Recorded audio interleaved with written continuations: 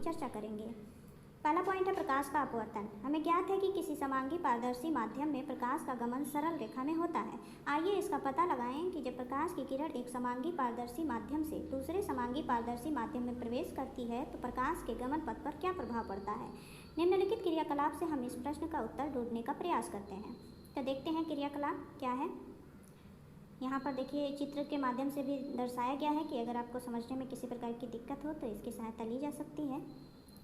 तो पहला है एक सिक्का तथा खाली कप लीजिए। ठीक है, यहाँ पर लिया गया है, देख सकते हैं पहले चित्र में। फिर दूसरा है सिक्के को खाली कप में रखिए जैसा कि यहाँ रखा गया है। फिर है तीसरा सिक्के सहित कप को मेज पर रखिए तथा सिक्के को देखिए। सिक्के को देखते हुए अपने आप को कटोरे से तब तक दूर ले जाएं जब तक सिक्का आपकी आँख से ओझल ना हो जाए। ठीक है, यहाँ पर देखिए दृष्टि के माध्यम से दर्शाया भी जा रहा है। अपने किसी मित्र से कप में एक कप पानी डालने को कहें जब तक आपको इसकी स्थिति से सिक्का दिखाई देने ना लगे। ठीक है, अब क्या होगा आगे। कप में पर्याप्त पानी डालने पर सिक्का क्यों दिखाई पड़ता है। प्रारंभ में इसका उत्तर है दिया गया है, देखते हैं। प्रारंभ में सिक्के से आने वाली प्रकाश की किरणें हमारे नेत्रों तक नहीं पहुंच रही थी। कप में पानी भर देने पर सिक्के से आने वाली प्रकाश की किरणें पानी के पृष्ठ से मुड़ जाती हैं और जल से वायु में आकर एक अलग सरल रेखीय पथ पर गमन करती हैं। वायु से आने वाली यह प्रकाश किरण हमारे नेत्रों तक पहुंचती है तथा सिक्का पुनः दिखाई पड़ने लगता है, परंतु सिक्का कप के पेदे से कुछ ऊपर दिखाई देता है।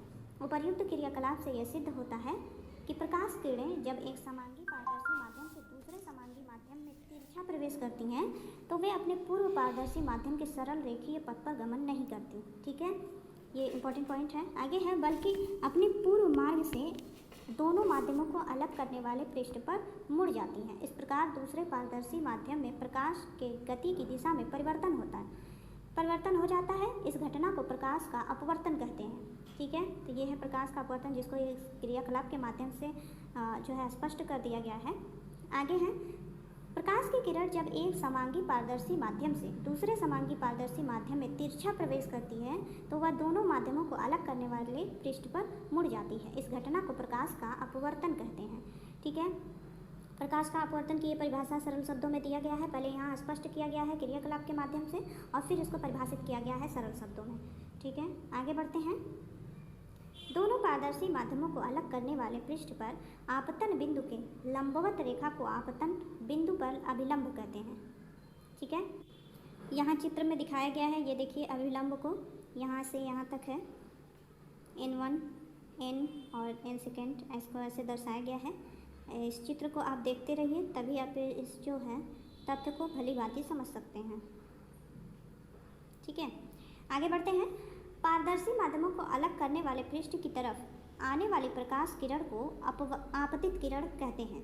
ठीक है, पारदर्शी माध्यमों को अलग करने वाले पृष्ठ की तरफ आने वाली प्रकाश किरण को आपतित किरण, देखिए ये आ रही है इधर की तरफ तो इसको क्या कहेंगे, आपतित किरण। ठीक है, तथा दूसरे माध्यम में इस पृष्ठ से दूर जाने वाली प्रकाश किरण को अपवर्तित किरण कहते हैं। यहाँ देखिए ये जो है दूर जा रही है यहाँ से तो इसको जो है अपवर्तित किरण कहते हैं। आपतित किरण तथा अभिलंब के बीच बने कोण को आपतन कोण कहते हैं। आपतित किरण ये है आपतित किरण और अभिलंब ये है अभिलंब। अब दोनों के बीच ये जो कोण बन रहा है इसको क्या कहेंगे, आपतन कोण।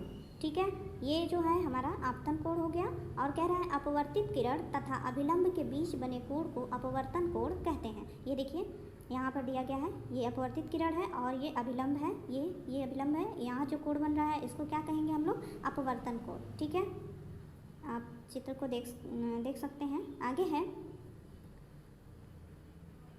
इसमें n1 n और n सेकेंड, देखिए ये n1 है, ये n है और ये n सेकेंड है। पृष्ठ के बिंदु n पर अभिलंब है, ये पृष्ठ बिंदु n है, यहाँ ये बिंदु n है और ON आपतित किरण तथा NR अपवर्तित किरण है। ON जो है आपतित किरण है, ये ON आपतित किरण है और NR अपवर्तित किरण है। अभी हमने देखा, यहाँ से देखें। आगे है ON N1 आपतन कोण तथा N सेकेंड NR अपवर्तन कोण है। ठीक है, ये जो है ये क्या है, अपवर्तन कोण है और ये क्या है, ये आपतन कोण है। अभी हमने देखा इसको। आगे बढ़ते हैं। प्रयोग द्वारा यह देखा गया है कि जब प्रकाश की किरण प्रकाशतः सघन माध्यम से प्रकाशतः विरल माध्यम में प्रवेश करती है तो वह अभिलंब से दूर हटती है। इसी प्रकार जब प्रकाश की किरण प्रकाशतः विरल माध्यम से प्रकाशतः सघन माध्यम में प्रवेश करती है तो वह अभिलंब की ओर मुड़ जाती है। अभी हमने ऊपर देखा, यहाँ पर ये अभिलंब से दूर हट रही है, ठीक है। और अब हम यहाँ देख रहे हैं कि क्या हो रहा है, जब प्रकाश की किरण विरल माध्यम से सघन माध्यम में प्रवेश कर रही है तो वह क्या करेगी, अभिलंब की ओर मुड़ जाएगी। यहाँ आप चित्र में देख सकते हैं, इसको ध्यानपूर्वक। अनुदिश चलने वाली प्रकाश की किरण प्रथम माध्यम से द्वितीय माध्यम में प्रवेश करने पर अपने मार्ग से विचलित नहीं होती, ठीक है। ये जो इसकी बात कर रहा है, ये अपने मार्ग से विचलित नहीं होती। आगे है अपवर्तन का सत्यापन। फ्रेंड्स, ये जो क्रियाकलाप है कांच के गुट के द्वारा जो अपवर्तन का सत्यापन किया गया है, इसे समझाने के लिए हम एक अलग से वीडियो बनाएंगे जिसमें हम आपके लिए लेकर आएंगे और इसको जो है सही प्रकार से समझाएंगे। और अगर आप इसे अभी समझना चाहते हैं तो आप जो है इस वीडियो को जो है इसको पॉज करके इस वीडियो को आप देख सकते हैं। और ये पेज इसका और ये चित्र, ये दोनों समझना बहुत आवश्यक है। यदि आप केवल पढ़ेंगे तो नहीं समझ में आएगा, और ये चित्र अगर आप देखते रहेंगे तो आपको समझ में आएगा। और ये पेज और ये जो अगला पेज है, इन दोनों को पढ़कर पॉज करके आप इसको समझ सकते हैं। लेकिन इसको समझाने के लिए हम एक अलग से वीडियो भी लेकर आएंगे आपको इसको समझाने के लिए, जिसमें आप ठीक प्रकार से समझ पाएंगे और इसकी व्याख्या को हम उसमें डिस्क्राइब कर देंगे। आगे बढ़ते हैं हम अभी, चूँकि वीडियो ये काफ़ी लंबा हो जाएगा अगर इसमें अभी समझाने लगे, तो इसलिए आप इसे पॉज करके समझ सकते हैं और हम आगे बढ़ते हैं। इसके लिए अलग से वीडियो हम आपके लिए लेकर आएंगे। अभी है अपवर्तन का नियम। अभी हम आगे बढ़ते हैं और अगले पॉइंट पर चलते हैं, अपवर्तन का नियम। जब प्रकाश की किरण सरल पारदर्शी माध्यम से दूसरे पारदर्शी माध्यम में प्रवेश करती है तो प्रकाश की किरण का अपवर्तन होता है तथा अपवर्तन की घटना में निम्नलिखित दो नियमों का पालन होता है।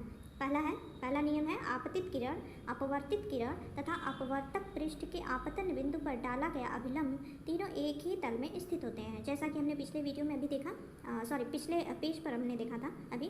और आगे है ये दूसरा नियम है, किसी पारदर्शी माध्यम युग्म के लिए आपतन कोण की ज्या तथा अपवर्तन कोण की ज्या का अनुपात नियत होता है। इस नियम को स्नेल का नियम भी कहते हैं। तो यहाँ स्नेल के नियम को जो है दर्शाया गया है, साइन आई बटे साइन आर, और जो है नियतांक होता है इस बराबर नियतांक, ठीक है। अब इसको यहाँ पे समझ सकते हैं। आगे है इसे भी जाने, क्या है देखते हैं। किसी समकोण त्रिभुज में किसी कोण के सामने की लंब भुजा तथा कर्ण का अनुपात उस कोण की ज्या कहलाती है, ठीक है। साइन थीटा बराबर लंब बटे, और ये ए बी क्या है, ये है लंब। देखिए यहाँ पर दिया गया है लंब बटे कर्ण, ए बी बटे ए सी, ठीक है। ये कर्ण है और ये लंब है, ये आधार है, ठीक है। आगे देखते हैं, इस नियतांक को पहले माध्यम के सापेक्ष दूसरे माध्यम का अपवर्तनांक कहते हैं। इसे संक्षेप में I/2 2ni से प्रदर्शित करते हैं। अक्षर n के पूर्व लग्न में पहले माध्यम का प्रतीक रूप में नाम तथा अनुलग्न में दूसरे माध्यम का प्रतीक रूप में नाम लिखते हैं। उदाहरण, यदि प्रकाश की किरण वायु से सीधे शीशे में प्रवेश कर रही हो तो वायु के सापेक्ष शीशे के अपवर्तनांक को ANG से प्रदर्शित करते हैं, ठीक है।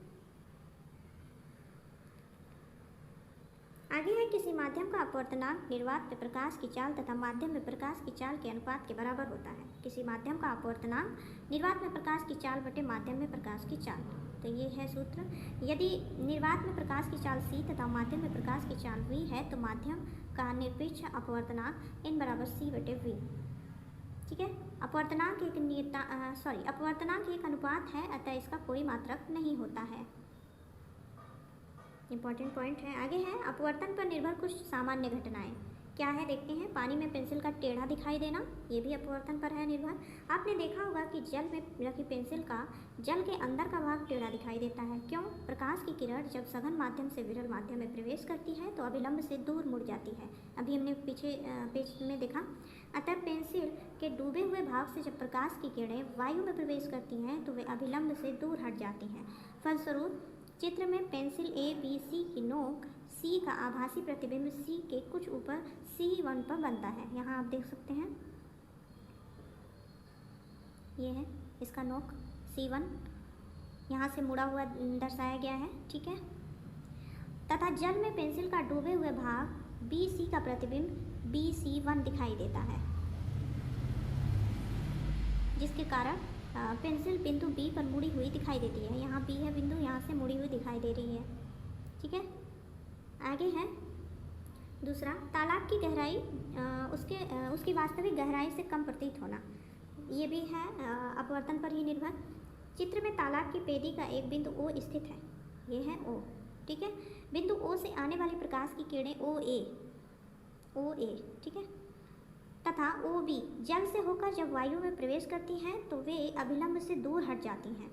ये है OB, OA और OB, ठीक है, दूर हट जाती हैं तथा अपवर्तित होकर मार्ग AX तथा BY का अनुसरण करती हैं। AX तथा BY का अनुसरण करते हुए हमारे नेत्रों में प्रवेश करती हैं तथा बिंदु I से आती हुई प्रतीत होती हैं। यहाँ है, ये बिंदु I दिया गया है यहाँ पे, यहाँ से आती हुई प्रतीत होती हैं। बिंदु I जल में बिंदु O का आभासी प्रतिबिंब है। बिंदु I ये जो है, ये जो है, आप यहाँ देख सकते हैं, पॉज करके, थोड़ा चित्र स्पष्ट नहीं हो पा रहा है, परंतु यहाँ पे I है, ठीक है, और I जल की सतह से O की अपेक्षा समीप है। ये देखिए, ये जो O है ये गहरा है यहाँ पे, और जो I है वो उसके ऊपर है, दर्शाया गया है यहाँ पे। अतः जल का तालाब अपनी वास्तविक गहराई से कम प्रतीत होता है। तो ये भी हो गया कि ये भी अपवर्तन पर ही निर्भर है।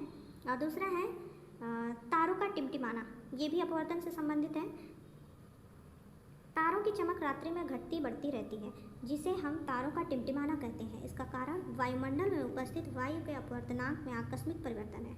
वायुमंडल कभी शांत नहीं रहता, इसमें सदैव ठंडी एवं गर्म हवा की धाराएं चलती रहती हैं। इसके फलस्वरूप वायुमंडल के किसी स्थान की वायु का अपवर्तनांक बदलता रहता है। वायुमंडल के अपवर्तनांक में आकस्मिक परिवर्तन के कारण तारे से आने वाली प्रकाश किरणें अपवर्तन के पश्चात अपने पूर्ववर्ती मार्ग से हट जाती हैं। इसके फलस्वरूप कुछ क्षणों के लिए प्रेक्षक की आंखों में तारे से आने वाला प्रकाश बिल्कुल नहीं पहुंचता या बहुत कम पहुंचता है।